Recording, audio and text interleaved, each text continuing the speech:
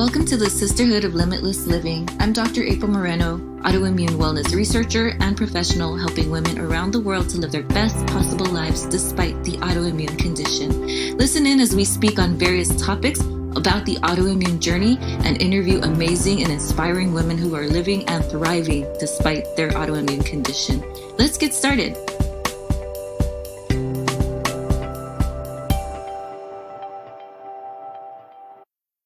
Hello, Sisterhood. Welcome to episode 41. I'm really excited to share with you the first episode of the year 3 in the process of autoimmune limitless living. So this is basically the second year that the podcast has started. It's my third year of working in this field of autoimmune mindful wellness. So I'm really excited about sharing this information with you and continuing to share the podcast with everybody around the world. And we've reached several countries so far. Really excited that we've already reached 1,000 downloads, over 1,000 downloads before the end of 2019. So I was really excited about that. That was my only goal with the podcast, in terms of numbers, to reach about 1,000 downloads. In terms of stats and numbers, just once you get into the 1,000 range, you don't even see the individual numbers anymore. Basically, it doesn't matter anymore. I don't have to look and see like 1001, 1002. And although every single download is amazing and a blessing, and I hope to continue to reach people around the world, I don't really have to look at it anymore in terms of like, are people really interested in the podcast? Are people really looking at this on its first legs now? Today we're talking about the topic of getting real about the new year. First of all, I just want to talk about the fact that we're here, 2020, it's great. Parties around the world, fireworks around the world. I want to talk about getting real about the new year. Part of that, not everyone's year is going to go perfectly well as soon as the clock strikes midnight. Just because it's midnight at 12 o'clock doesn't mean like everyone's problems and troubles have suddenly disappeared. Things are still going to be there. Challenges are still around. What are we going to do about it? That's really what the topic is about. How do we respond? How do we take the next step? So it's being proactive. It's about not just like responding to changes. A lot of language out there is about how is the year treating you? How are things happening to you, right? Life is about how we're going to be responding to it, not necessarily as much like what's happening to us. And you hear these fractions. I hear different ones. Sometimes I hear 20% what happens to you, 80% what you do, your attitude to it. Most recently, the last one I recently heard was like the 10%, 10 and 90. So now it's at 10% what is happening and 90% what we're doing about it. So the numbers are changing. And so that's kind of what I've been hearing lately out there. And today I wanted to talk about that topic. Even before that, I just wanted to share some updates around here. So yeah, we reached 1,000 downloads in 2019, which was really exciting. I just feel really, really blessed and just very, when you have a personal goal, that was my personal goal, just to make it to the 1,000 downloads, just to know that people are listening. It's kicking off. So as a celebration to that, I've been working on my autoimmune mindful wellness course. You may have heard about it over the past few episodes. I'm just going to give it away this month until January the 18th. Autoimmune mindful wellness course is for women who are living with autoimmune conditions. It's an introduction to mindfulness practices and how they apply to autoimmune wellness. In one part, it's a foundational information guide to what mindfulness is, the history of mindfulness, principles of mindfulness, pillars of mindfulness in the Western world, and also how mindfulness can be used for pain relief or visualizing what's going on throughout the body. Because sometimes when we're going through a really stressful circumstance, we just feel very ungrounded. And there's a lot of chaos going on. There's a lot of times when we're not able to keep track of what's going on throughout the body in terms of what's going on in life even. So just that mindful step, being aware of everything that's going on in the body. So for example, if I'm scratching and I develop a huge rash on my leg, maybe I didn't even notice I've been scratching for the past 20 minutes. If I have tension in my shoulders, my stomach, sometimes I don't notice these things until they may become like very severe. Until I've got pins and needles in my arms and legs, I don't notice I'm sitting on my foot. So things like that, just taking the time to get calm, to be present, to be aware of what's going on. That's really what that part of mindfulness is about, that practice of awareness of what's going on in the body, even what's going on in the mind. And And then also the next steps of things like how to manage pain, even how to reduce pain through mindfulness practices, how to get grounded. If you go through any sort of like vertigo, dizziness, lack of balance, as some of us do, there are mindfulness practices that can help you with that. These are practices that I've gone through many years ago, for many years, for many reasons that really did provide me with results and with real effectiveness. So these are mindfulness practices that I share in this course, in Autoimmune Mindful Wellness. That is available to you now if you send me an email, april@aprilmorenophd.com, and in the subject line, put celebration, because this is the 1,000 download celebration gift until the 18th. Subject line, celebration, email april@aprilmoreno, MORENO, PhD.com. And I will send you access. With your email address, I'll go ahead and send you access to the course free.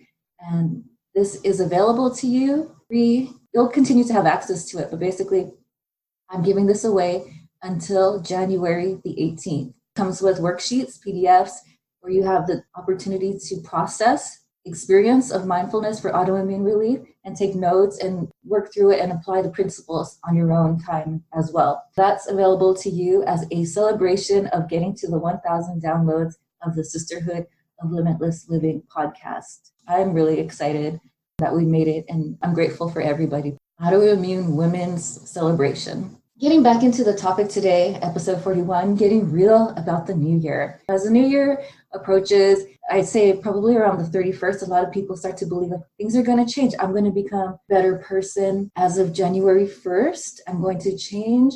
I'm going to be doing all these really amazing new things. All these things around me are going to change. And all of this is possible. All of this is very, very possible. And now it's going to be about who I want to become, who I want to be. So there's one process that's out there. If you are familiar with Danielle LaPorte, she talks about core desired feelings. And I really like this topic as well. Core desired feelings is what she does a lot with her desire map program. You come up with several words. It could be one word, it could be 5 words that you want to use as like a compass, I guess, for the things that you're going to choose to follow. Basically, it's things like, what is it that you want to feel during the year? So like, let's say last year for me, my core desired feelings were abundant, magnetic, and there was one more. Can't remember right now. And I think over time, I kind of forgot them. But really, the goal is for you to keep focusing on them, take notes. She has a planner out there. You can continue working on those themes. When you make life decisions, you continue to think about these key words according to Danielle LaPorte's practice of core desired feelings. Let's say like if my core desired feeling is about abundance, a very popular one. If I'm going to be doing something like someone invites me somewhere, how does it feel? Does it feel connected to this theme of abundance that I want to continue to follow or not? Then you can decide for yourself, yes or no. So that's one part of this New Year's practice. Another practice is vision boarding. Right? Those are some very popular practices. And you've got your core desired feelings, you've got your vision board, got your affirmations. These are some of the key practices that are going on right now. End of December onward to the month of January. Affirmation practices, core desired feelings, and the vision board. These are things that a lot of people, they're very common practices and they're fun. I do them. I've got a vision board right here by my desk. So these are things that are great and they're productive and everything. The topic I want to get into is about getting real about the new year and about the fact that sometimes the things that we envision look very opposite what is really going on in the world at the current time, or maybe very opposite to events that are happening in terms of like people and experiences that I'm familiar with in my circle, my communities. I'm seeing things like breakups already early in the year with relationships. I'm already seeing people who have been in the hospital throughout the entire holiday season, seeing people who are going through very stressful and depressing episodes because of family interactions. I'm just seeing a lot of things that are not quite resolvable as soon as the midnight at January 1st rolled around, or even after that. How are we going to talk about this? We're going to talk about the fact that not everything is going to be perfect. That's life. How are we going to deal with these challenges so that we can actually continue to get back on that highway into what it is we want to continue to see happen in our year? So it really is about being proactive. Proactivity is a huge theme and a huge word that I've used throughout the autoimmune journey from the very beginning. Because being proactive can save your life. Being very proactive about your plan for your life and what you want it to look like, crucial. And it also applies very much to the new year, 2020. What do you want this year to look like? What do you want this decade to look like? And how are you going to be prepared to make it so? So maybe that's really the important, possibly missing piece in this practice of affirmations and vision boards and core desire feelings. What is going to be your backup plan? What is going to be your plan to continue to make sure that you continue to stay on the path? Thinking like a freeway, you've got the walls, you've got the little divider between the two sides of traffic. You've got things that keep you on track no matter what, so that you don't end up going the other way and maybe things happen, but how do you continue to stay on track? So what is that plan going to look like for you? In part 2, I'll be talking a little bit more about that. Next week, I'll be talking a little bit more about that path of getting back on track. But today, I just wanted to talk to you about the fact that New Year is a great time for us to spend time with family, spend time with our friends, to celebrate the new year, especially a huge milestone decade like 2020. And then to have all these goals and things, but there's a lot of pressure involved here now as well. So getting real about the new year involves addressing the fact that things don't always turn out the way we envision them. Things are not going to change immediately, magically on midnight on the 1st, but also the fact that sometimes there's a lot of pressure we're placing on ourselves, and often that is the reason why a lot of people don't meet those goals. So a lot of the time people don't meet these resolutions of the new year because of the pressures that have been placed upon themselves. What are some of those solutions? It's going to be about taking the small steps of faith, getting real with the fact and acknowledging the fact that they don't always look exactly like they're going to be looking like in our mind, the way that we want them to. But the good news is that we have the power to be in charge.